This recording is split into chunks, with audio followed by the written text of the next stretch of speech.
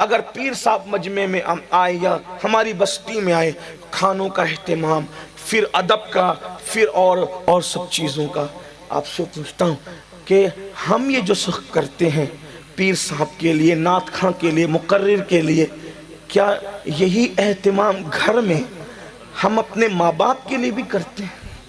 میرا ایک سوال، کیا یہی اہتمام ماں باپ کے لیے بھی، یہی نذرانوں کی پیشکش ماں باپ کے لیے، یہی ہاتھ باندھ کے کھڑے رہنا ماں باپ کے لیے بھی؟ آپ اگر پیر صاحب کے سامنے ہاتھ باندھ کے کھڑے ہیں تو کیا کبھی ان کے لیے بھی آپ کھڑے ہیں ہاتھ باندھ کے؟ میں نہ پیروں کا مخالف ہوں، نہ پیر کے سامنے ہاتھ باندھ کے کھڑے رہنے کا مخالف ہوں۔ میں بھی اپنے مرشدوں کے سامنے ہاتھ باندھ کے کھڑا رہتا ہوں۔ میں اپنے مرشدوں کے صرف ہاتھ نہیں بلکہ پیر بھی چھومتا ہوں۔ سب کا اپنا اپنا ذوق ہے، لیکن آپ سے پوچھتا ہوں، میں سوال کرتا ہوں، کیا آپ باہر اس طریقے سے مؤدب ہے تو کیا اپنے ماں باپ کے پاس بھی؟